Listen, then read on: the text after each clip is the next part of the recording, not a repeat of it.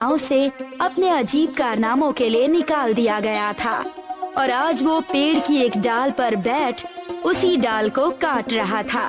एक दूसरा व्यक्ति जो श्रीमंत दिख रहा था, वो इस घटना को देख रहा था।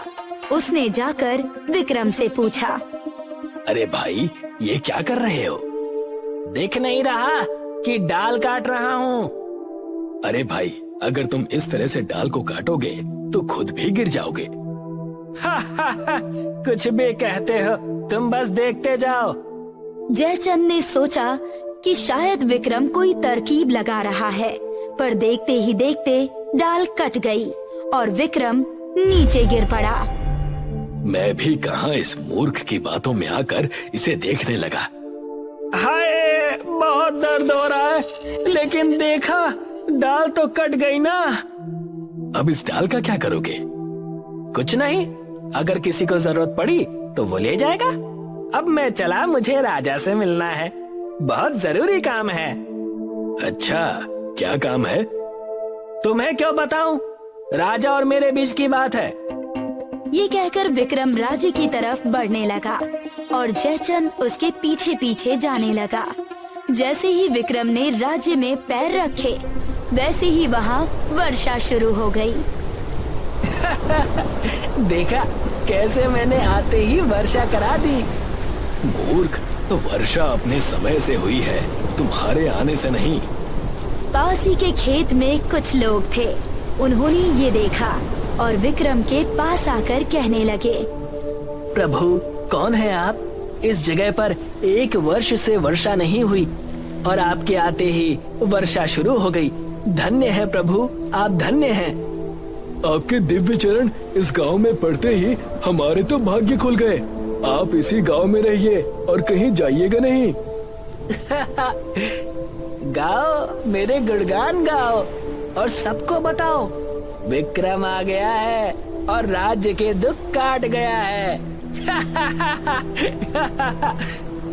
जयचंद इस घटना को देख अपने माथे पर हाथ रख देता है और सोचता है, ये लोग भी मूर्ख हैं और ये तो नीरा मूर्ख है ही, लेकिन मैं इसका इस्तेमाल कर सकता हूँ। असल में जयचंद को भ्रष्ट होने के नाते राज्य से निकाल दिया गया था। इसी कारण वो राज्य के बाहर जंगल में था। जयचंद मौके का फायदा उठाकर लोगों से कहता है, ये है बाबा विक्रम, मुझे राज्य से बाहर निकाला गया और मैंने इनसे मदद मांगी तो आज इन्होंने मेरी मदद कर दी है। जाओ और ये बात पूरे राज्य में बता दो। अरे पर बारिश तो मैंने कराई, तुमने मदद कब मांगी मुझसे? बाबा विक्रम कहना चाह रहे हैं कि यदि कोई मदद ना मांगता तब भी वो तुम सबकी मदद जरूर करते। बहुत उदार है बाबा। बाबा विक्रम की सदा जय हो। चलो महाराज को ये खबर सुनाई जाए। अब वहाँ सिर्फ विक्रम और जयचंद बचे। अन्य व्यक्ति इस खबर को पहुँचाने राज्य में चले गए। बाबा विक्रम, कहो मेरे भक्त जी, आप अपने इस अनन्य भक्त को बताएं कि आप महाराज को किस कारण मिलने आए थे। अब जब मेरे परम भक्त ने पूछा है तो बताता हूँ। उनकी पुत्री का विवाह होने वाला है और मैंने सुना है कि जो उनकी कन्या को शास्त्रार्थ में हरा देगा वो उसी से विवाह करेंगी। अच्छा, तो आप उनसे शास्त्रार्थ में जीतकर उनसे विवाह करने आए हैं। बहुत ज्ञानी हो, मेरे बिना बताए ही समझ गए। एकदम मूर्ख है, अभी खुद ही बताया और अब कहता है कि बिना बताए ही समझ गया।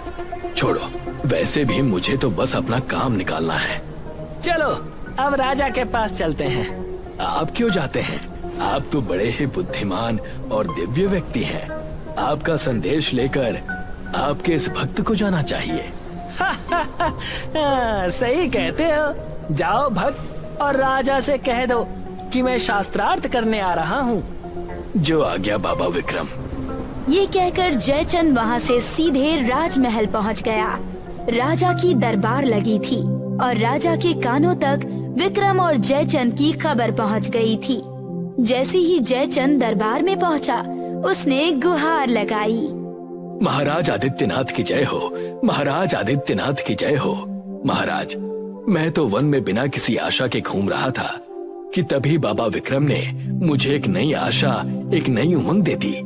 मैंने भी सुना है कि उनके दिव्य चरण पड़ते ही गांव के भाग्य खुल गए। इस बार मैं तुम्हें क्षमा करता हूँ, क्योंकि गांव की विपत्ति दूर हुई है और हर्ष का माहौल है। महाराज, बाबा विक्रम ने कहा है कि ये वर्षा उनकी तरफ से आपके राज्य को एक भेंट स्वरूप है। हम आभारी हैं। और क्या कहा उन्होंने? उन्होंने कहा कि राजकुमारी जी को वो शास्त्रार्थ में हराकर उनसे विवाह करेंगे। वो बहुत ज्ञानी होंगे, पर बड़े बड़े विद्वान मेरी बेटी से नहीं जीत पाए हैं। ठीक है, तुम उन्हें आज ही ले आओ। अब सारी चीजें जयचंद के अनुसार हो रही थी। उसका षड्यंत्र सफलता की कगार पर था। कुछ दिन बीता और समय आ गया था। जयचंद विक्रम को लेकर शास्त्रार्थ के लिए पहुंचा। वहां राजकुमारी मंदरा, राजा आदित्यनाथ और एक नया मंत्री किशन भी था। स्वयंवर का शास्त्रार्थ शुरू किया जाए। क्षमा कीजिएगा महाराज, लेकिन बाबा विक्रम का कुछ कहना है। आप वो पहले सुन ले, फिर ये स्वयंवर शुरू किया जाए। कहिए, क्या कहना चाहते हैं आप? विक्रम मौन रहा। ये देख मंत्री ने किशन से पूछा, कहीं मौन व्रत तो धारण नहीं कर लिया है आपके बाबा ने? बिल्कुल सही समझे आप मंत्री जी। आज बाबा का मौन व्रत है, इसीलिए वो बिना बोले यानी मौन होकर सिर्फ इशारों में शास्त्रार्थ करेंगे। बाकी अगर राजकुमारी चाहें तो वो आम तरीके से कर ले। आप किसी भी तरह से शास्त्रार्थ करें, हमें कोई